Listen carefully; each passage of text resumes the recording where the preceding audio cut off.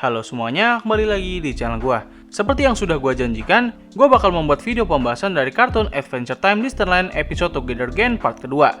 Dimana dalam video kali ini, gua bakal membahas beberapa detail dan info menarik seputar episode ini. Untuk pembahasan mengenai alur cerita dari episode ini, gua sudah sempat membuat video pembahasannya. Kalian bisa cek aja di channel gua atau klik link yang ada di pojok kanan atas.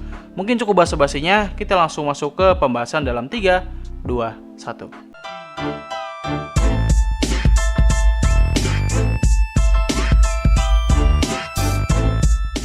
Oke, pertama gue bakal membahas awal pembukaan dari episode ini. Dimana dari ketiga episode Disneyland, hanya episode ini saja yang menampilkan intro dari serial utama. Gue sudah mengatakan di video sebelumnya, dimana kemunculan intro ini adalah untuk memberikan kesan nostalgia.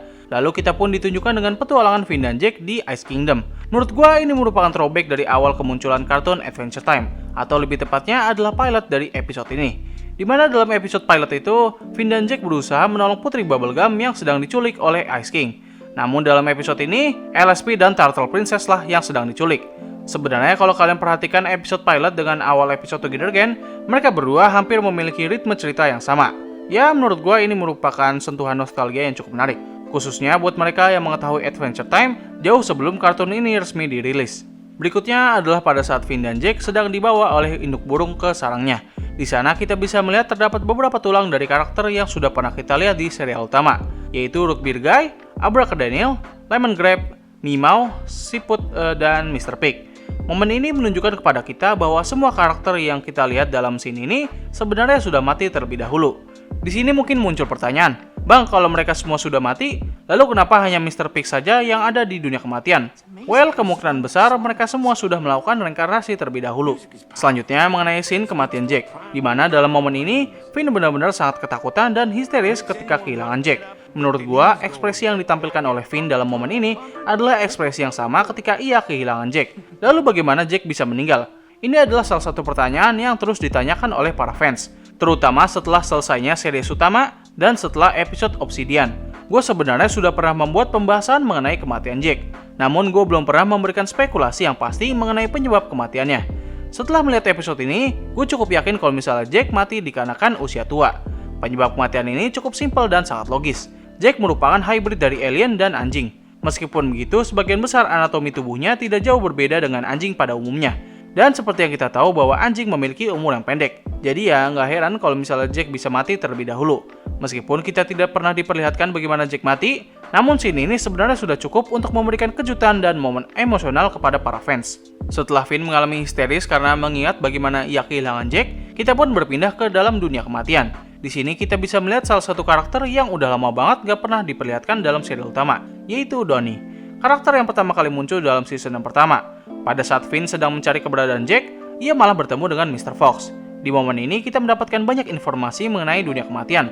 Pertama, dunia kematian memiliki semacam pengawas atau polisi yang bernama Undertaker. Para Undertaker ini memiliki tugas untuk mengawasi dunia kematian dan sekaligus mengikuti seluruh perintah dari sang dewa kematian. Lalu kita bisa mengetahui kalau dunia kematian memiliki berbagai tingkatan, mulai dari tingkatan pertama hingga tingkatan ke-50. Dan yang terakhir adalah mengenai bagaimana orang yang sudah mati dapat mengubah penampilan mereka ke dalam bentuk apapun, mulai dari sebelum mereka mati hingga bentuk reinkarnasi sebelumnya. Nah, di sini ada satu hal yang mau gue bahas, yaitu mengenai penampilan orang yang sudah mati di dunia kematian. Jadi pada episode Dead in Bloom, Finn dan Jake pergi ke dunia kematian untuk mencari Princess Plant, sebuah tanaman milik Bubblegum yang secara tidak sengaja mereka hancurkan. Peppermint Butler membantu mereka untuk mencari tanaman itu dengan membuka portal ke dunia kematian. Di sana kita bisa melihat kalau orang-orang yang sudah mati datang dalam bentuk tengkorak. Sedangkan dalam episode Together Again, Finn dan orang-orang yang bersamanya datang dalam kondisi masih memiliki daging. Tidak hanya itu saja, Finn juga dapat mengubah penampilan tubuhnya sesuka hati. Berbeda dengan episode Dead in Bloom di mana mereka hanya berpenampilan tengkorak saja. Jawaban yang paling mendekati dari pertanyaan ini adalah ini semua tergantung dari persepsi setiap individu. Pada saat Finn bertanya kepada Mr. Fox kenapa di dunia kematian ini tidak begitu banyak skeleton, berbeda dengan pada saat ia pertama kali datang ke dunia ini. Mr. Fox membalas kalau itu semua hanya proyeksi dan persepsi. Jadi ketika Finn pertama kali datang ke dunia kematian, ia memproyeksikan atau mempersepsikan dunia ini sebagai tempat yang dipenuhi oleh tengkorak. Dan orang-orang yang datang setelah kematian memiliki penampilan tengkorak saja. Atau bisa saja perbedaan ini terjadi dikarenakan pergantian dewa kematian. Jadi ketika Dewa Kematian dulu masih memegang kendali, ia menetapkan orang-orang yang datang ke dunia ini dalam bentuk tengkorak. Berbeda dengan Dewa Kematian yang baru, di mana ia mengubah aturan dengan membuat orang-orang yang datang ke dunia kematian dapat memiliki penampilan sesuai kehendak mereka. Tapi gue agak kurang yakin dengan poin yang kedua, dan gue lebih setuju ke poin yang sebelumnya. Lalu untuk peran Mr. Fox dalam episode ini, gue masih belum bisa menemukan alasan yang pasti kenapa ia dipilih menjadi karakter penting. Ya oke, Mr. Fox memang sering diperlihatkan memiliki hubungan dengan hal-hal yang berbau spiritual. Tapi sampai saat ini, gue masih belum menjelajah lebih jauh mengenai karakter yang satu ini. Lalu ketika Mr. Fox memberitahu Finn kalau dia dapat mengubah penampilan sesuka hati, ia pun merubah penampilannya ke berbagai bentuk reinkarnasi sebelumnya. Mulai dari Shoko, makhluk slime, kupu-kupu, dan komet katalis biru. Pada saat Finn ingin mendatangi kastil cahaya, ia bertemu dengan rival dulunya, yaitu Tiffany. Harus gue katakan, gue senang banget ketika mereka memasukkan Tiffany dalam episode ini. Why? Well, buat yang belum tahu, Tiffany merupakan rival Finn dalam memperebutkan persaudaraannya dengan Jack. Tidak hanya merupakan rivalnya Finn, namun Tiffany juga merupakan partner kejahatan Jack dulu. Karena dulunya Jack merupakan kriminal kelas kakap bersama Tiffany dan para gengnya. Namun setelah Jack tobat, ia memutuskan hubungannya dengan para geng dan Tiffany. Meskipun begitu, Tiffany adalah satu-satunya orang dari geng itu yang masih terus berusaha agar bisa kembali dengan Jack. Hal lain yang membuat gue semakin senang dengan adanya Tiffany dalam episode ini adalah kita akhirnya bisa mengetahui nasib Tiffany. Karena sebelum akhir dari series utama, Tiffany dan Finn sempat mengalami perkelahian. Namun di momen itu, Tiffany mulai mendapatkan arc redemption-nya. Ia pun muncul kembali bersama Dr. Grush, di mana Tiffany kini menjadi seorang cyborg. Namun ia mengkhianati tuannya dan di akhir episode Come Along With Me, Tiffany terlihat sedang memakai jubah dengan penampilan cyborgnya. Nasibnya di akhir episode itu terkesan tidak jelas dan agak gantung. Tapi akhirnya episode Together Again memberikan ia momen perubahan dan sekaligus akhir bahagia untuknya. Selanjutnya mengenai konsep dari dunia kematian. Untuk yang satu ini gue memiliki mixed feeling. Pertama, gue suka banget bagaimana mereka memberikan gambaran kepada kita mengenai dunia kematian. Di series utamanya sendiri, kita hanya mengetahui kalau dunia kematian ini merupakan satu dunia saja. Tapi ternyata terungkap kalau dunia kematian memiliki berbagai tingkatan. Tapi di sisi lain, mereka nggak begitu menjelaskan isi dari setiap tingkatan dunia ini. Dan persyaratan apa saja agar orang tersebut dapat masuk ke setiap tingkatan itu. Jadi ya, kita tuh kayak diberikan suatu gambaran yang luas tapi penjelasannya minim. Hal ini membuat gue semakin penasaran dan pengen mengeksplor mengenai dunia kematian dan tingkatannya. Mungkin penjelasan mengenai dunia kematian yang lebih detail akan gue bahas di video yang terpisah. Berikutnya mengenai momen pertemuan Finn dengan orang tua angkatnya, yaitu Joshua dan Margaret. Gue sangat suka dengan momen reuni ini, karena pada akhirnya kita bisa melihat interaksi antara Finn dan kedua orang tua angkatnya ini. Pada saat masuk ke dalam rumah, kita bisa melihat sebuah crossbow yang pernah digunakan oleh Margaret ketika mereka sedang berburu ayah kandung Jack, atau alien shapeshifting. Lalu juga ada pedang keluarga yang gue lupa pedang itu dari darah iblis siapa. Dan kita juga bisa melihat kalau Jermaine ada di sana. Melihat dari kata-kata yang dikeluarkan oleh Jermaine, sepertinya ia sudah mati terlebih dahulu. Karena ia beranggapan kalau Finn akan sangat senang ketika melihat dia kembali. Tapi ternyata ia malah lebih fokus untuk mencari cara agar bisa bertemu dengan Jack. Poor Jermaine. Di sini mungkin ada yang bertanya, Bang, kemana perginya kedua orang tua kandung Finn, yaitu Minerva dan Martin? Apakah mereka sudah mati? Kalau kita mengingat kembali pertemuan pertama Finn dengan Minerva, kita tahu kalau Minerva kini sudah berpindah ke dalam bentuk AI. Ia memasukkan tubuhnya ke dalam sebuah kapsul dan pikirannya tersebar ke seluruh robot ciptaannya. Metode ini memungkinkan dia untuk hidup lebih lama dan terhindar dari penuaan. Sedangkan untuk Martin sendiri, ia telah merubah dirinya ke dalam bentuk eksistensi yang baru. Karena dalam episode The Comet, Finn bertemu dengan komet katalis ungu, di mana komet itu menawarkan Finn untuk memiliki kehidupan yang baru. Namun Finn menolaknya karena hal ini harus mengorbankan semua ingatan mengenai kehidupan sebelumnya. Tetapi Martin yang mendengar tawaran ini langsung menerima dan ia pun berubah ke eksistensi yang baru. Hingga kita sendiri tidak mengetahui ia menjadi makhluk apa sampai saat ini. Lalu ketika Finn datang ke dunia tingkatan ke-30, ia bertemu dengan Tritrang dan suaminya. Satu hal yang cukup menarik dari scene ini adalah terdapat seorang alien yang sedang bersantai di sana. Siapakah alien ini? Tidak lain dan tidak bukan adalah suami dari Tritrang. So ya, Tritrang sebenarnya memiliki dua suami. Bahkan ia sendiri sudah memiliki anak dari suami aliennya ini. Gue sendiri nggak begitu mengerti bagaimana hubungan ini terjadi karena gue nggak begitu mengikuti alur cerita dari karakter Tritrang. Jadi kita lanjut aja ke pembahasan berikutnya, yaitu mengenai dunia kematian pertama, di mana terdapat cukup banyak karakter yang berada di dunia ini. Menurut Cusgus, dunia tingkatan ini adalah yang paling buruk. Tapi anehnya, Cusgus sendiri tidak mengetahui kenapa ia bisa berada di sana. Ketika Mr. Fox telah menjadi dewa kematian baru, Cusgus dan para jiwa yang lain kembali ke dunia mereka. Ini menunjukkan kalau beberapa orang di dunia pertama tidak seharusnya di sana. Mereka adalah korban dari kekacauan yang dibuat oleh kematian yang baru, dengan menghancurkan setiap tingkatan dunia kematian. Dan ketika dunia kematian itu hancur, mereka semua akan jatuh ke dunia yang pertama. Hal yang menarik mengenai dunia kematian yang pertama adalah Wyatt merupakan satu-satunya penghuni asli di dunia itu. Buat yang belum tahu, Wyatt merupakan mantan suami dari Tritang. Tidak begitu dijelaskan alasan kenapa dia bisa berada di dunia itu. Dan gue sendiri nggak begitu mendalami karakter ini karena ya dia sendiri merupakan karakter yang memiliki hubungan dengan Tritang. Dan gue nggak begitu mengikuti cerita Tritang. Berikutnya adalah mengenai pemimpin baru dari Candy Kingdom, yaitu Peppermint Butler, atau yang bakal gue biasa panggil sebagai Pepbat. Di video pembahasan mengenai Distant Land episode Obsidian, gue sudah membahas mengenai siapa saja yang bisa menggantikan tahta keluarga Bubblegum. Dan dari semua nama yang gue sebut, Bibi Loli merupakan satu-satunya orang yang memiliki syarat dan kemampuan untuk memimpin Candy Kingdom dengan benar. Tapi ternyata dalam episode ini, kita mengetahui kalau Peppermint Butler lah yang telah menggantikan posisi Bubblegum. Sebenarnya alasan kenapa Pepbat dapat menjadi pemimpin Candy Kingdom cukup masuk akal.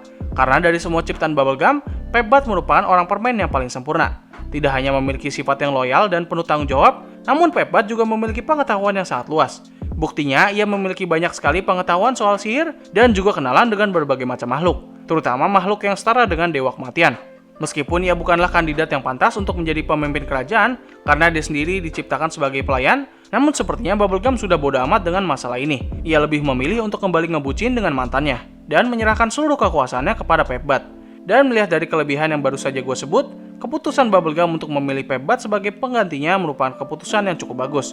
Selanjutnya mengenai Dewa Kematian dan Dewa Kehidupan.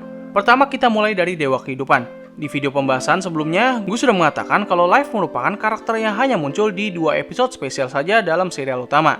Satu detail menarik dari karakter ini adalah dari perubahan suaranya. Dalam episode The Gift That Reeves Given, Life memiliki suara yang terdengar seperti gadis muda. Sedangkan dalam episode Together Again, ia memiliki suara yang lebih agak tua. Semua ini dikarenakan dalam episode Together Again, ia sudah menjadi seorang ibu. I can finally actually listen to one of your mixes. I know you're there, Finn and Jake. Dan untuk suami atau pacarnya sendiri, sepertinya tidak ada perubahan yang mencolok darinya. Hanya saja kini ia sudah menjadi pohon dan posisinya digantikan oleh anaknya. Dan untuk anaknya sendiri, kita kayaknya nggak perlu tahu bagaimana Life dan Death bisa membuat dia. Tapi intinya sang kematian baru ini tercipta karena hubungan Life dan kematian.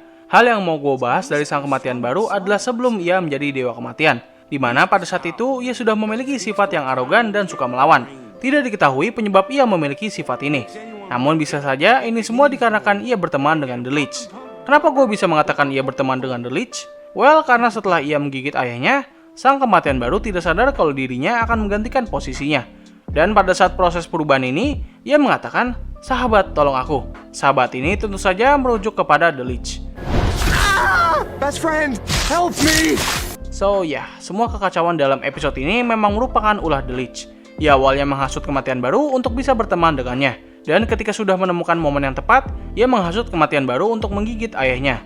Hal ini membuatnya menjadi Dewa Kematian, dan Lich memiliki kontrol terhadap dunia kematian sekaligus. Ngomong-ngomong soal The Lich, gue beneran kaget ketika mereka menunjukkan kalau dialah dalang dari semua ini.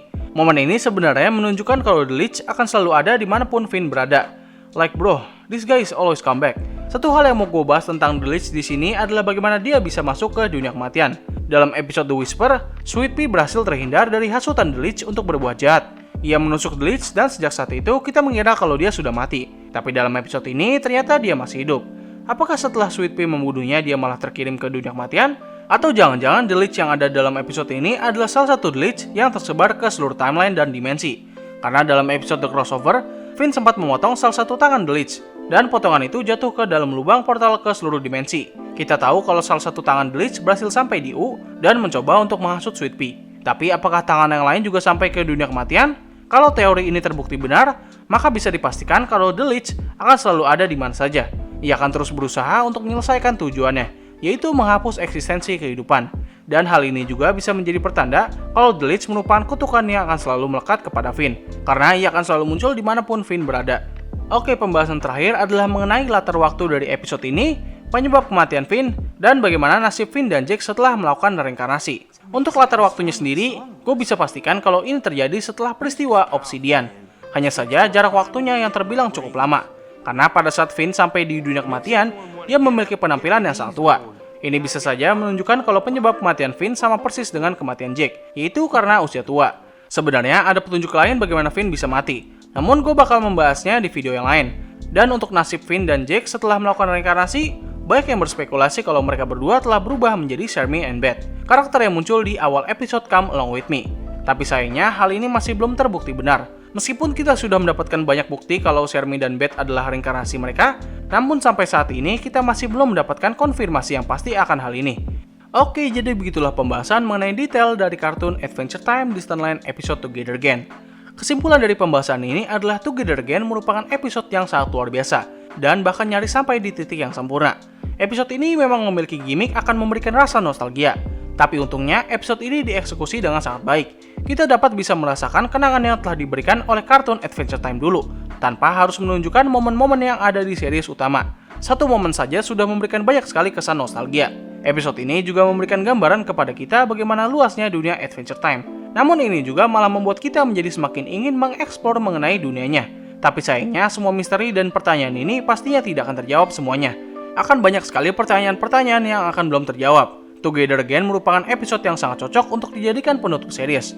Meskipun begitu, kita masih memiliki satu episode lagi. Semoga aja episode akhir nanti bakal memberikan kita jawaban dari berbagai macam misteri dan bisa menjadi penutup series yang sangat memuaskan. Oke, mungkin cukup sekian dari pembahasan gua kali ini. Terima kasih atas waktu yang telah kalian luangkan untuk menonton video gua. Gua undur diri, sampai ketemu lagi di video selanjutnya.